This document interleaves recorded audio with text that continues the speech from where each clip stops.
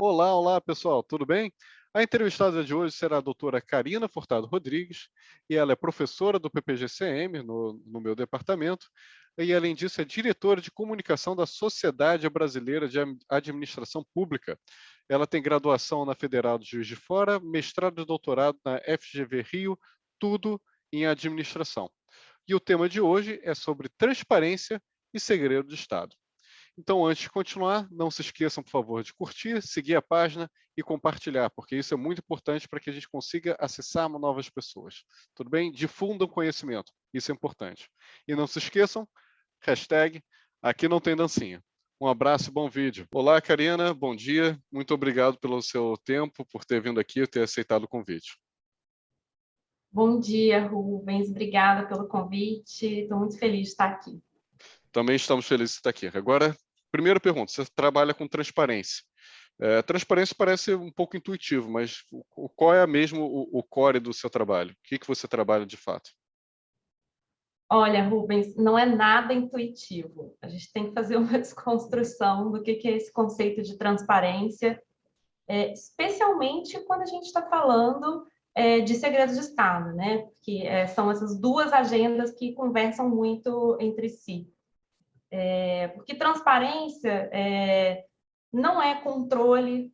Você ser transparente não necessariamente gera accountability. Você ser transparente não necessariamente melhora a efetividade das instituições. Então, transparência é mais uma condição necessária para que outros processos institucionais aconteçam e a gente atinja a esse controle efetivo, seja social, seja o interno, seja o externo, a essa accountability, a essa eficiência.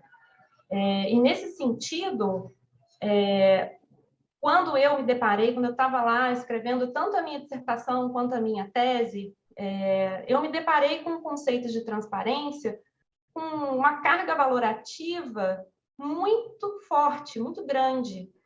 Ou seja, transparência como um bem inquestionável. E eu pensei, cara, como que eu vou estudar transparência nas instituições militares que, pela natureza de sua função, geram muitos segredos a partir de um conceito de transparência tão demarcado de um ponto de vista mesmo moral, né? Porque é imoral você não ser transparente. Como é que eu encaixo isso? Essa sempre foi a minha grande pergunta de pesquisa, desde o mestrado, e até hoje estou com ela aí, já que tem diversas perspectivas pelas quais você pode olhar para essa questão, né? Olhar para essa questão também, sendo uma funcionária de um programa de pós-graduação dentro do Exército, ainda me dá outras matizes interessantíssimos para analisar a questão.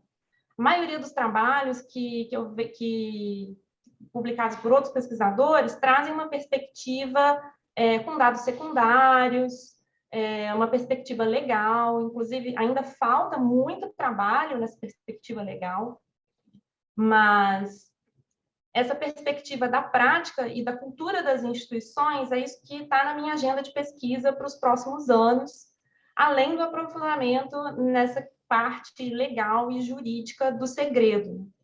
Não, isso é muito interessante, porque você tocou em alguns pontos absurdamente importantes, né? Então, por exemplo, a transparência não é uma condição suficiente, mas necessária para que a gente tenha uma accountability, tenha que a população possa permear a formulação, né? Ou seja, é importante para a democracia. Por outro lado, a gente tem algumas ramificações, algumas políticas que, por natureza da sua função, são mais opacas. E a gente pode falar de defesa, inclusive também de política externa, porque se a gente for fazer uma negociação internacional, a gente não pode revelar tudo, porque isso pode melar a negociação. Defesa é a mesma coisa. Se a gente for totalmente transparente em defesa, todos os outros países vão saber como é construída nossa defesa e nossa defesa fica menos eficiente. Então, como é que fica esse paradoxo entre o segredo do Estado, de um lado, e a necessidade de ser transparente de outro? Bom, quando a gente fala de segredo de Estado, geralmente estamos falando de classificação de documentos, né? É importante a gente voltar nesses conceitos e nomenclaturas, para ficar claro para todo mundo que não tem contato com esse tema, né?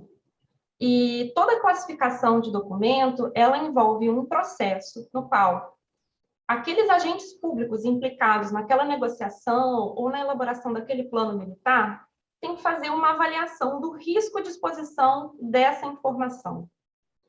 Esse risco, ele tende a diminuir com o tempo. Por isso que, especialmente nos debates sobre a tramitação da Lei de Acesso à Informação no Brasil, o que mais se discutiu foi: é factível a gente pensar em classificações e reclassificações ilimitadas? Ou o sigilo pode ter um limite? Uhum. Então, estamos partindo do pressuposto de que a informação que eu classifico hoje, daqui a tantos anos, não vai gerar problemas para a política externa ou para a política de defesa, caso ela seja disponibilizada para o público. Aí a questão é: o que torna essa restrição de acesso democrática ou não? O processo. Quanto mais sigilosa é aquela informação, mais o cidadão tem que confiar no processo pelo qual aquela restrição foi colocada. E isso envolve treinamento dessas pessoas, treinamento inclusive de acessar, de fazer uma mensuração desse risco e de quanto tempo esse risco precisa para diminuir o suficiente para poder ter a visibilidade da informação. A gente tem que ter, inclusive, instâncias terceiras, fora da instituição que gerou aquele sigilo, capazes de fazer algum tipo de auditoria, né? Então, a gente está falando de uma accountability horizontal.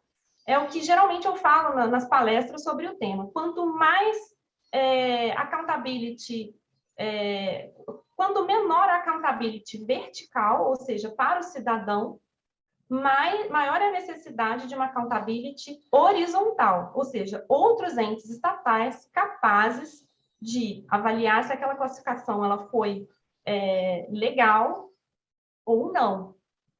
Só que, pelo menos o panorama brasileiro, e aí eu posso falar um pouco da América Latina também, é de que esses processos, a gente sabe, em termos legais, como eles acontecem na maioria dos países, mas tem países, como o México, por exemplo, que até leis podem ser classificadas.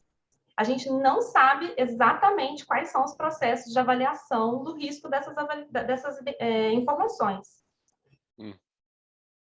Isso, no panorama de regulação da gestão dos segredos de Estado na América Latina, é muito diverso. Mas, por mais transparente que essas instituições estejam sendo em termos legais, a gente ainda não tem avaliações, de fato, da fidedignidade desses processos. Justamente porque a maioria dos países não possui essas instâncias com poder de sanção na verificação da legalidade dessas classificações. No Brasil, quando um cidadão ou uma organização da sociedade civil quer ter acesso a um documento classificado, ou seja, quer questionar a classificação de um documento, há um processo que corre em paralelo com a lei de acesso à informação. Isso é uma dica que eu dou, inclusive, para quem está querendo estudar, fazer alguma análise histórica, que precisa de dados que provavelmente estão classificados, que é o processo para se pedir essa informação, não é via lei de acesso à informação. A mesma legislação que regula o acesso à informação, via a plataforma lá do governo federal, que é o Fala BR, né? A mesma legislação regula os dois processos, mas não é pela mesma plataforma.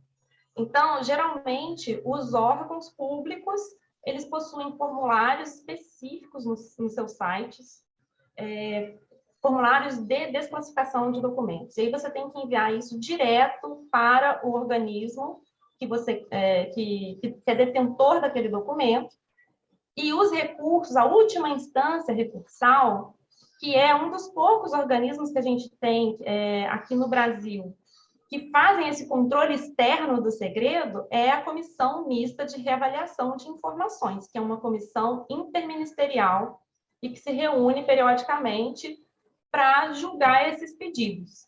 Essa comissão ela também é a última instância recursal dos pedidos de acesso à informação via lei, que não envolvem informações classificadas.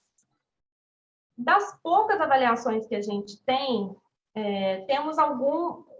Com o atual governo, como a gente teve um holofote sobre as instituições militares, muitos pesquisadores e jornalistas começaram a se interessar sobre o tema, né? Então, a gente tem alguns levantamentos de algumas instituições da sociedade civil que pediram, por exemplo, pegaram a lista no site dos organismos do governo federal.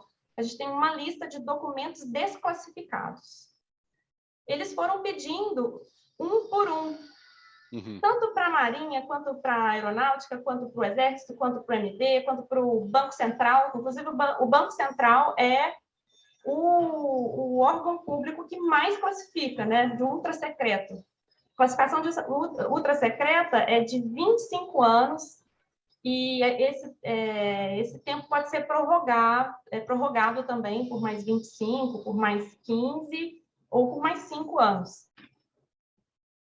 Então, o pessoal pediu essas informações e o sistema burocrático que cuida da classificação de documentos não deu conta de responder.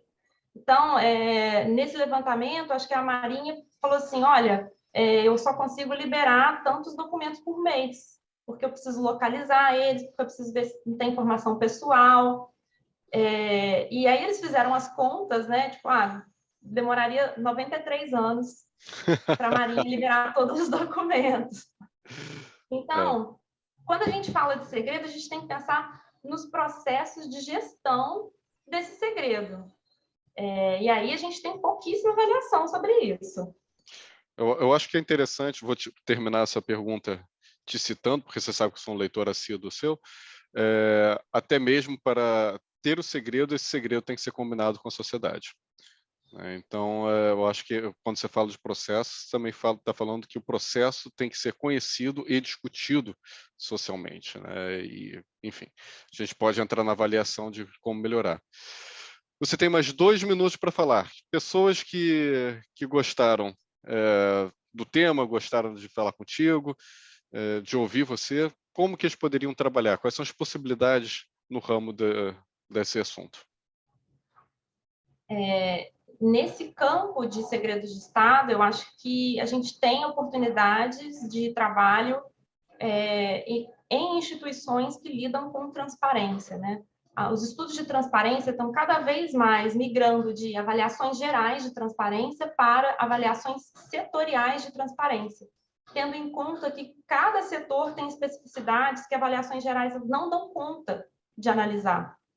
Então, nesse mundo de organizações civis, tem bastante espaço para esse tipo de avaliação e para uma atuação profissional.